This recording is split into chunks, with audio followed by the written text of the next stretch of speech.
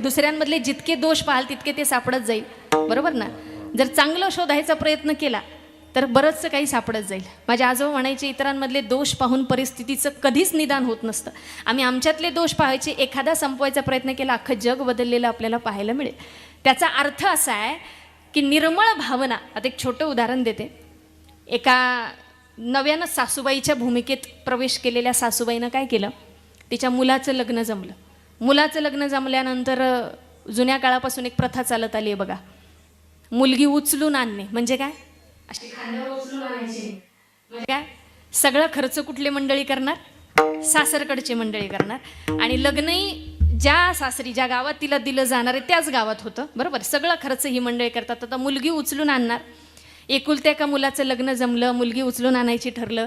लग्न गावच्या मंदिरामध्ये, हनुमंतरायाच्या मंदिराच्या समोरच्या सभामंडपामध्ये लग्न लागणार आहे. आणि एकुलता एक मुलगा आहे आणि त्याची जी आई आहे ती आता नव्यानं कुठल्या भूमिकेत जाणार आहे, सासूबाईच्या भूमिकेत जाणार आहे. तिनं काय केलं, मंगलाष्टिका सुरू झाल्या. घाई गडबडीनं शेवटच्या मंगलाष्टिकेला अक्षदा टाकल्या आणि घाई गडबडीनं घरी आली.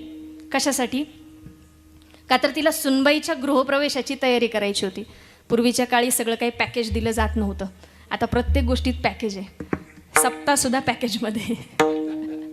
अहो ते विणा घेणं सुद्धा ठेवत नाही तो. म्हणजे एका गावात तर म्हटले आम्ही सगळं पॅकेजमध्ये दिलं आणि विणा फक्त म्हटले गावकऱ्यांनी घेऊया. आणि विणा घेतला. एकानं सांगितलं बाबा 2 तासानंतर तुझा नंबर आहे. 2 तास झाले, 3 तास झाले, 4 तास झाले. याला बाहेर जायलाही काही संधी मिळेना, कुणी येईना, कुणी नाही. शेवटी त्यानं मारुतीरायाच्या गळ्यात विणा घातला. तर म्हटलं देवा हात तुझा तू सांभाळ, मी सगळं पॅकेजमध्ये. तो काळ तसा नव्हता, पॅकेजमध्ये सगळं दिलं जायचं नाही. आणि मग सासूबाई आल्या, त्यांनी छान अशी गृहप्रवेशाची तयारी केली. आणि काय केलं तर उंबऱ्यामध्ये छान माप मांडलं, छान फुलं वगैरे टाकली, सुंदर अशी तयारी झाली. पण सासूबाईंच्या लक्षात आलं की कुठून तरी वेगळा काहीतरी असा वास येतोय. कुठला वास येतोय, कशाचा वास येतोय. त्यांनी सगळीकडं सगळे कोपरे बिपरे शोधले, सगळीकडं शोधलं. मग त्यांच्या लक्षात आलं एका कोपऱ्यात कुठंतरी एक मांजर मरून पडलेली होती. काय, मांजर. सासूबाई म्हटल्या आता शेवटची मंगलाष्टिका झाली, घाई गडबडीने आता वऱ्हाड येईल, मुलगा आणि सुनबाई येतील आणि या मांजर मरून पडलेले ह्याचा वास जर कुणाला आला तर 4 लोक काय म्हणतील. आपणही बऱ्याच गोष्टींमध्ये म्हणत असतो 4 लोक काय म्हणतील.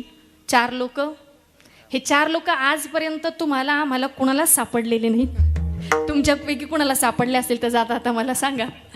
हां, तर 4 लोक काय म्हणतील, 4 लोक काय म्हणतील, या विचारानं सासूबाई म्हटल्या की आता या मांजराची आपण काहीतरी विल्हेवाट लावली पाहिजे. मग काय केलं, गडबडीनं ते मांजर उचललं. उंबऱ्यापर्यंत आल्या. पण सासूबाईंच्या लक्षात आलं की आता मुलगा आणि सुनबाई अशा टप्प्यात आलेत की आपण जर बाहेर पाऊल टाकला उंबऱ्याच्या बाहेर आणि तिथून जर मांजर फेकलं, त्या मांजराची विल्हेवाट लावायची, पण बाजूला खड्ड्यात त्यात फेकायचं होतं. पण चुकून जर कोणी बघितलं तर लोक काय म्हणतील म्हणून सासूबाईने काय केलं, उंबऱ्याच्या आतमधूनच ते मांजर लांब असं खड्ड्यात फेकून दिलं, बाजूला, घराच्या बाजूला. सासूबाईंना वाटलं कुणीही पाहिलं. पण आता सुनबाई पहिल्यांदाच घराकडे येत होती, तिची बारीक नजर होती. सासूबाईंनी मांजर फेकायला आणि सुनबाईनं बघायला एकच गाठ झाली. ती काय समजायचे ते समजली. तिनं काही प्रश्न केले नाहीत, काही नाही. ती आली, माप ओलांडलं, तिचा गृहप्रवेश झाला, तिचा संसार सुरू झाला. हळूहळू मग तिला मुलगा झाला, तिचाही मुलगा मोठा झाला. योगायोग बघा, तिच्या मुलाचंही लग्न जमलं, तिचाही एकुलता एक मुलगा. तिच्याही मुलासाठी मुलगी उचलूनच आणायचं ठरलं, त्याचंही लग्न मंदिरामध्येच लावायचं ठरलं. आणि योगायोग एवढा मोठा की लग्न लागलं. आणि मग हिनं काय केलं, सासूबाईनं जसं शेवटच्या मंगलाष्टिकेला गडबडीनं अक्षदा टाकून आपल्या गृहप्रवेशाच्या तयारीला गेल्या होत्या, या सुनबाईनंही तेच केलं. गडबडीनं अक्षदा टाकल्या आणि गृहप्रवेशाच्या तयारीला घरी आली. माप बीप मांडलं, सगळं फुलं बिलं टाकली, सगळी छान तयारी झाली. पण या वेळेला काही मांजर बिंजर मरून पडलेलं. हिनं बळच मांजर मारलं. आता ज्यांना कळालं त्यांना कळालं. इथपर्यंतच होता दृष्टांत, बाकीच्यांना जाता होता कळेल. लक्षात आलं का, हिनं बळच मांजर मारलं. आणि सुनबाई अशा टप्प्यात आली, आता जिनं मांजर पहिलं फेकलं होतं, खरोखर मेलेलं मांजर, ती आज सासूच्या भूमिकेत आहे. आता जिनं फेकताना बघितलं होतं ती सासूबाईच्या भूमिकेत, आणि तिला कोण येणार आहे, सुनबाई. हिनं बळच मांजर ते मारलं आणि सुनबाई अशा टप्प्यात आली की तिला दिसेल अशा टायमिंगला ते उंबऱ्याच्या आतमधून फेकून दिलं. याचा अर्थ काय? या सुनबाईनं जिनं बळच मांजर मारलं तिनं आयुष्यभर सासूबाईंना विचारलंच नाही की आत्या तुम्ही मांजर का फेकलं. बरोबर ना? तसंच आहे, आम्ही आमच्या आधीच्या पिढ्यांना कधी विचारलंच नाही नवरात्रीमध्ये तुम्ही उपवास का करता.